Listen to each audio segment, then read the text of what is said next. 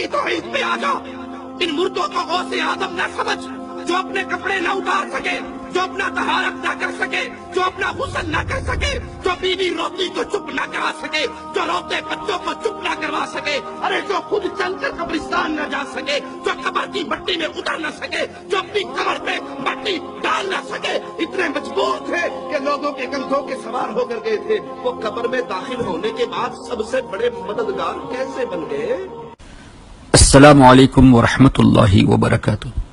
معزز سامعین، ابھی اس کلپ میں توصیف الرحمن کی طرف سے جو پیغام دیا گیا غوث اعظم رضی اللہ تعالیٰ عنہ کی مثال دے کر کہ وہ خود اپنی تکفین اپنی تدفین نہیں کر سکے، وہ آپ کی کیا مدد کریں گے. اور یہ میسج دینا چاہتے ہیں کہ اللہ کے انبیاء اور اولیاء وصال کے بعد مدد نہیں کر سکتے. دوسری طرف یہ اشارہ کرتے ہیں کہ اللہ ان کو مدد کرنے کی طاقت نہیں دیتا. پہلا سوال تو یہ ہے کہ یہ آپ نے کہاں سے ثابت کیا، کہاں سے یہ دلیل لائے کہ اللہ تعالیٰ اس پر قدرت نہیں رکھتا کہ لوگوں کے انتقال کے بعد انہیں طاقت عطا فرمائے؟ کیا اللہ کی قدرت کو آپ باؤنڈ کرنا چاہتے ہیں؟ دوسری بات یہ کہ اللہ تعالیٰ نے قرآن کریم میں ارشاد فرمایا سورہ بقرہ میں وَلَا تَقُولُوا لِمَنْ يُقْتَلُ فِي سَبِيلِ اللَّهِ أَمْوَاتٌ، جو اللہ کی راہ میں شہید ہوئے ان کو مردہ نہ کہو، بل احیاء وَلَكِنْ لَا تَشْعُرُونَ، بلکہ وہ زندہ ہیں تمہیں اس کا شعور نہیں. اور سورہ آل عمران میں اللہ نے ارشاد فرمایا وَلَا تَحْسَبَنَّ الَّذِينَ قُتِلُوا فِي سَبِيلِ اللَّهِ أَمْوَاتٌ، جو اللہ کی راہ میں شہید ہوئے ان کو مردہ گمان بھی مت کرو، تصور بھی مت کرو، بل احیاء عند ربهم يرزقون، بلکہ وہ زندہ ہیں اور اللہ تعالیٰ انہیں روزی بھی دیتا ہے.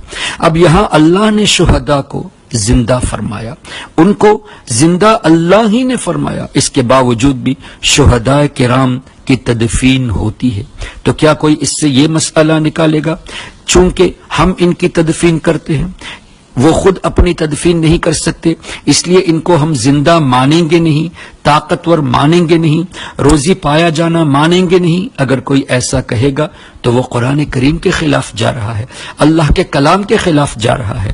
دراصل بات یہ ہے کہ اللہ تبارک و تعالی نے انسان کو اس شکل میں پیدا فرمایا جس شکل میں اللہ تعالیٰ نے اپنے حبیب صلی اللہ تعالیٰ علیہ وسلم کی تخلیق فرمائی، جس شکل میں اللہ تعالیٰ نے انبیاء کرام علیہم الصلاۃ والتسلیم کی تخلیق فرمائی.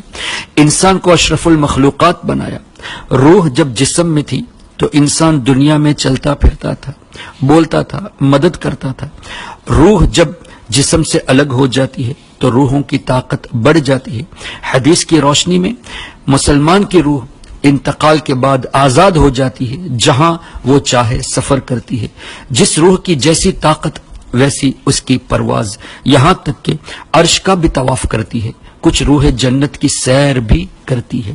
تو جسم سے روح کا الگ ہو جانا اور اس جسم کو، چونکہ اللہ کے حبیب صلی اللہ تعالی علیہ وسلم کی تخلیق بھی اس شکل میں ہوئی، ان کے توسل سے یہ شکل ہمیں دی گئی، اور اللہ اس صورت کا اتنا اہتمام فرمایا کہ جہنمیوں کو بھی جب عذاب دیا جائے گا تو ان کی شکلیں یہ نہیں رہے گی، بلکہ چہرے بگڑ جائیں گے، ہاتھ بگڑ جائیں گے، پیر بگڑ جائیں گے. اس لیے کہ اللہ کو یہ بھی منظور نہیں کہ میرے حبیب صلی اللہ تعالی علیہ وسلم کا جو نقشہ ہے اس نقشے میں میں عذاب میں لوگوں کو مبتلا کروں، جہنم میں ایسا عذاب دوں جس نقشے میں، اس نقشے کے ساتھ جو نقشہ میرے حبیب صلی اللہ علیہ وسلم کا ہے.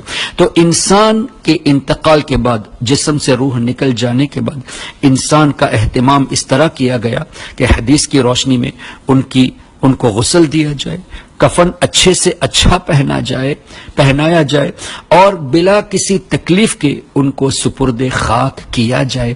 تو یہ انسان کے جسم کو دیا گیا ایک احترام ہے.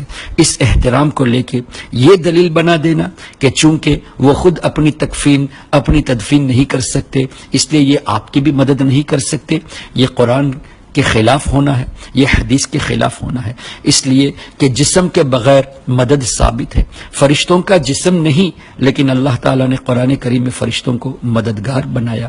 جب فرشتے مددگار ہیں تو انبیاء کرام علیہم الصلاۃ والتسلیم جو مخدوم ہیں، فرشتے تو ان کے خدام ہیں، تو مخدوم کی مدد کا کون اندازہ کر سکتا ہے؟